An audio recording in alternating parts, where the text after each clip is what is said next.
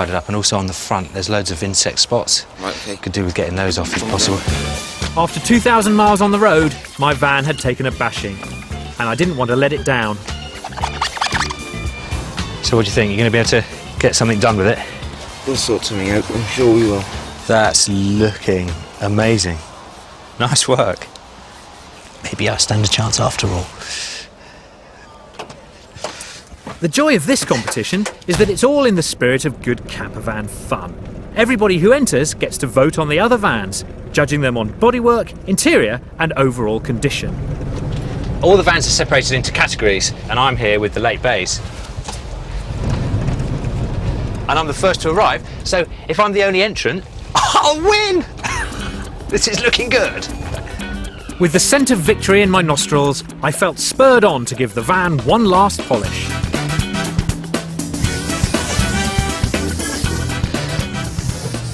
It would be awful, wouldn't it, to be first out of one? At least first out of two would be good enough. But of course, what's going to happen is some beautiful van is going to rock up next to me and it'll be second out of two. By now, the show and shine contestants were pouring onto the field. Another late bay did show up in my category, a very rare model with a caravan grafted onto the back of it. But I remained confident that my original interior and immaculate paintwork would wow my fellow van owners. I was beginning to think I had this competition in the bag, but then along came a beautifully restored camper. And even worse, it had a breathtaking interior. Well, it looks like the competition's turned up, which is a bit disappointing because they're really quite good, and I was really hoping to win. But part of this competition is that everybody gets to judge everybody else's vans, and that means that I can go and have a rummage around in all these beautiful campers. Every day I get to get on the bus that takes me to you. I'm so nervous I just sit and smile. The house is only another mile. To say that I'm enjoying myself today would be a massive understatement. I am absolutely loving this. I love seeing all these vans. To people who don't know anything about the scene, it might be quite hard to understand why you get so excited about camper vans. But I'm going to show you something that will show you exactly why. Hello. I've come to talk to you about your lovely van. Thank you. The Tiki van. Less than 50 in the world with a high top. DIY interior, bamboo, very cheap. Nice, I like it. And this is what you would call ratlook, isn't it? Ratlook. Yeah. Rough. Just about road legal, and that's the idea. Do you get pulled over a bit? Yeah, to ask me questions about it. Really? Yeah. Let me go inside. Yeah, jump in. I love this because you sit in here and you're taken to somewhere completely different. I could be in Hawaii now. It's raining outside and I feel like I'm in the Waikiki bar in Hawaii, and the world is a beautiful, beautiful place. It doesn't get much better. Look at that. Real pineapples. How about that for accessorising? You don't get that with a normal car. What do your family think about it? Love it. Yeah, and adore it. Do you camp in it? Yeah, sleep in it, cook in it. How are you feeling about today? Confident. You're among friends here, aren't you? Yeah, they don't fix anything for me. After seeing Jason Cooper's extraordinary Hawaiian interior, it struck me that I hadn't done enough styling to make my van stand out. Just enough time then to make some last-minute adjustments and bring out my trump card. What's more stylish than a classic 70s toy? Well, there's not a lot more I can do here. I've got my stylophone, original Rolf Harris,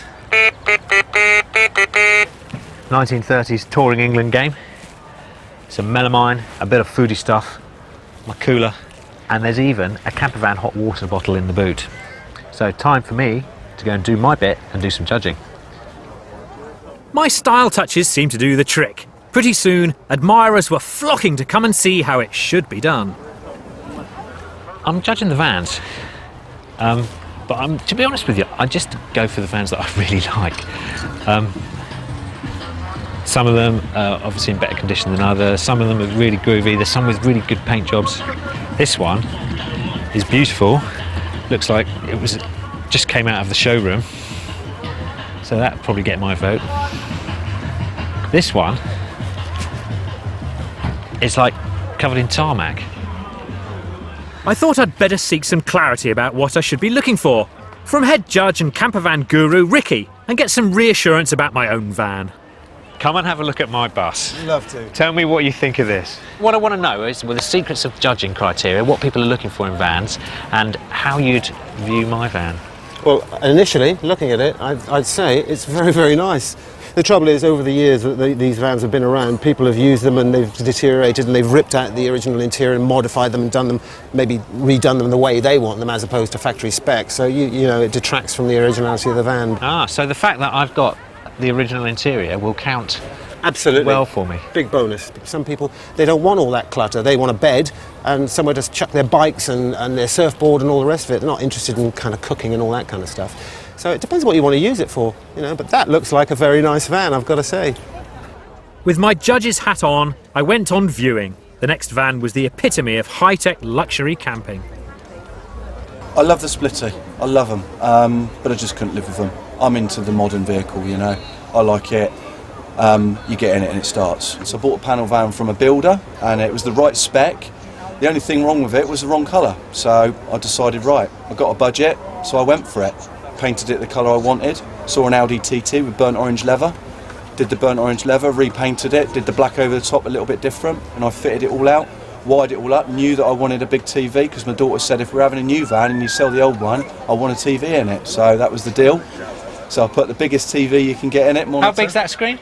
19. 19 inch, so your van's got a 19-inch monitor, a DVD player. When we pick them up from nursery, they go, TV, TV, and then I try and get them out, and my 2-year-old, he won't get out of his seat. You've obviously lavished time, love and attention on this van. There's a lot of labour gone in it on my side, which obviously you can't take into account because that's partly of me doing it, but cost-wise, I've spent near 30,000. I like keeping busy doing it. I enjoy building it. I did it all in 6 months. So, and I like that project managing it, and I'm into Mark II Golfs and big flashy wheels and stuff, and the wife's into camping, but she likes smart vehicles. So the deal is, as long as it's got TV, pop top and a bed in it and cooking, I can do what I want with it.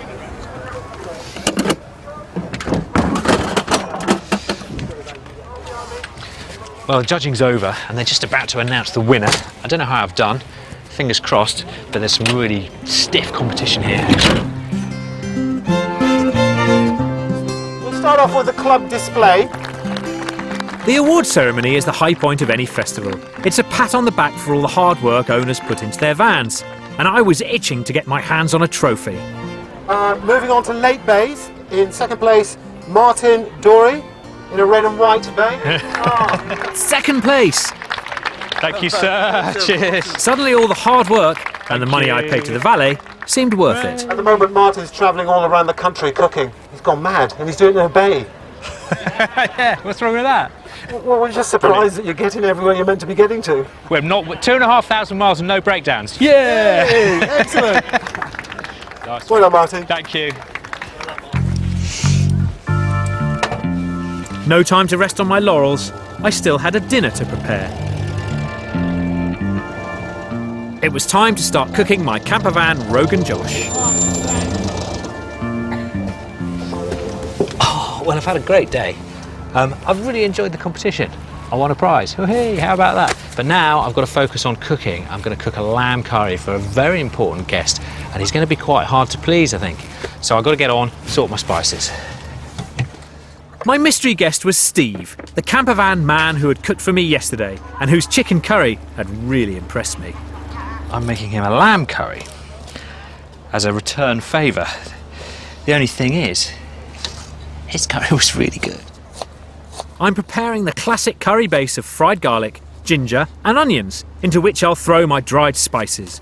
But the key to the Rogan sauce is lots of fresh tomatoes from the farmer's market. First off, I sealed the lamb by frying it in vegetable oil. And the reason I'm using lamb is because I'm in Wales. The country's famous for it. And this lamb is organic and it's been reared only about 10 miles away. So it's as local and as fresh as I could possibly hope for.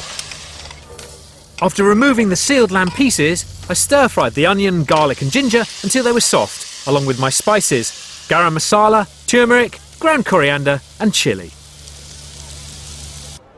After adding the local lamb and tomatoes, I let it cook for an hour, which gave me just enough time to make my chapatis. I added some water, oil and salt to wholemeal flour and kneaded the dough.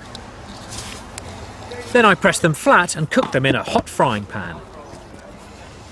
I've decided not to serve rice with my curry tonight. I've decided to do something very simple, and that's chapatis, because I've always got flour, oil and water on board the van. My lamb Rogan Josh smelt and looked great, and in an effort to boost my 5 a day, and as a special surprise ingredient, I added some local spinach for the last few minutes of cooking. Anybody home? Hello. Hello. How are you doing? Good to see you. Are you all right? Yeah, not too bad. How's your day been? Busy. I'm just about ready to plate up, so do you want to take a seat? Oh, love to. And I'll bring it out. So it's local lamb, Yeah. local spinach. Bit of That's coriander, great because fresh that's coriander in season at the moment and Yeah. it's delicious. Yeah, it's organic stuff. We picked it up from the farmer's market. My Campervan Rogan Josh was the first curry I'd made on my trip. The tomatoes and lamb juices had reduced to a thick, spicy sauce, tempered by a dollop of sour cream and my homemade chapatis. But would my discerning guest be impressed? Oh, that's lovely. I used the chili flakes rather than powder. You did? Yeah. For your advice. Oh, it's beautiful. Because you can taste the meat, can't you? You can. You get the lamb. Yes. I always think it's a shame when you have a curry and you can't taste the individual ingredients that are in there. I've also got some Welsh cider. Lovely. Because it's not just Somerset that makes cider. No, apparently. No. The Welsh make very fine cider as well. They do. Apples are very Welsh. Are they? Years gone by, every Welsh house had an apple tree in the garden. Is it the right accompaniment to curry? Well, it's refreshing, isn't it? Clean Because and it's dry and crisp. It's lovely. Last night, I had my first night off cooking in a long time. Is this the first night you've had off cooking for a while? It is. Yeah, I mean, and it's so nice to eat something that I've not cooked. And I've not had to go to a restaurant to pay for. Which is good. lovely. I don't get cooked for very often. What a wonderful weekend. I may not have ventured far from this muddy field in the middle of Wales, but I'd had the chance to show off my new van to some fellow enthusiasts. I'd cooked my first ever Campervan curry, and to top it all, I'd even won a prize. Next time, the final leg of my 2,500 mile trek around the UK takes me to Pembrokeshire and the beautiful Welsh coast. I get the whole family involved for the final stretch. That's the way we like it, isn't it? Yeah.